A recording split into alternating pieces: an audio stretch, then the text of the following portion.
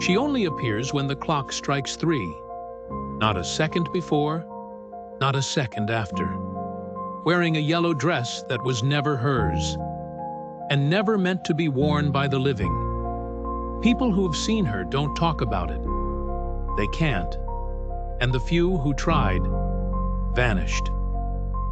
But what if I told you the dress is still out there, waiting, stitching, choosing its next owner? This isn't just a ghost story. This is a warning. And by the end of this video, you might start hearing the sewing too. The mansion on the outskirts of town is infamous. It sits in complete silence, the kind that presses on your chest, suffocating you. People have always avoided it, but none of them ever truly knew why. Stories of the lady in the yellow dress spread like wildfire.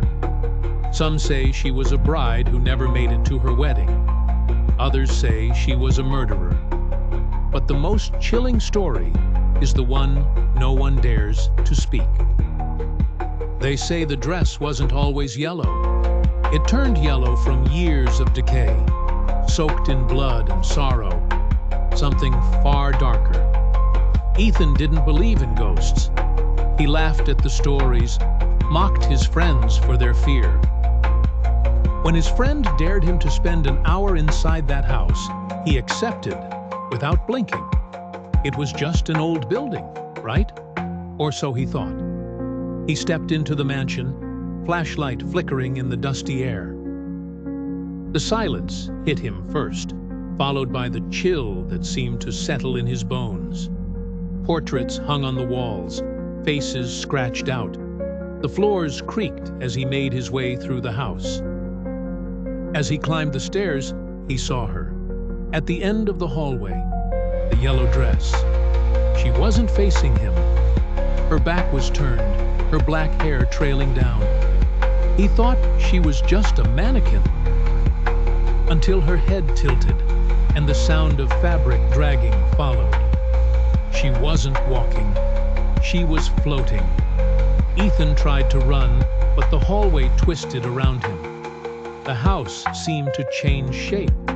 Doors appeared where there were none. Mirrors cracked and distorted the world around him. In one, he saw himself. In another, he saw her. Right behind him, frozen in place, he couldn't turn around. His scream caught in his throat. The house swallowed sound. He ran, his legs heavy as if they were part of the house now.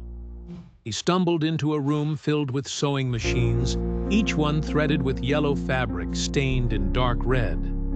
Papers scattered around him, all repeating the same phrase: "She's not done sewing." In the corner stood a mannequin, its head missing, wearing a fresh yellow dress. Behind it, she stood, her smile wrong, her hollow eyes staring into his soul. She whispered something he couldn't understand. He backed away, but his legs refused to move. She reached out, her cold fingers brushing against his chest. And then, darkness. Ethan was found 2 days later, wandering near the town's edge, his hair turned white. He wouldn't speak of what happened except for one thing. She's still sewing. She's still sewing. Years passed.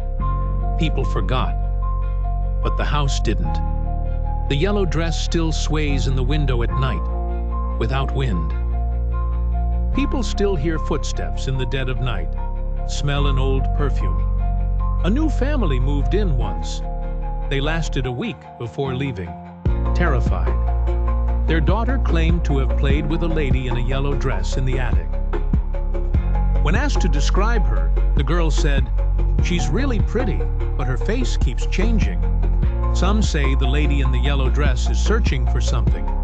Others say she's cursed to relive her death forever, stuck in her dress. But there's a darker theory. They say the dress wasn't always hers. It belonged to someone she envied, someone she killed. She wore the dress, danced in front of the mirror until her reflection twisted, became something unrecognizable.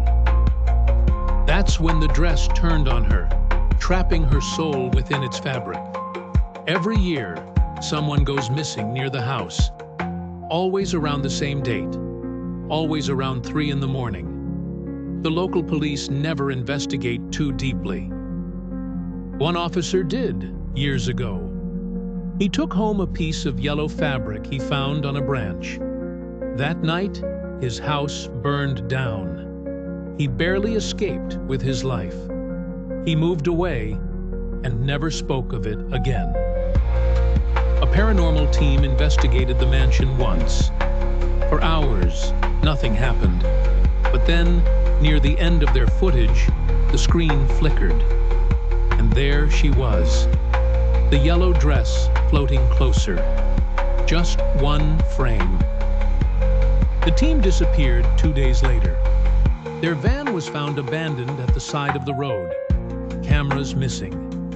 If you ever see a yellow dress in a place it shouldn't be, on a park bench, caught in a tree, or even in a puddle, turn around.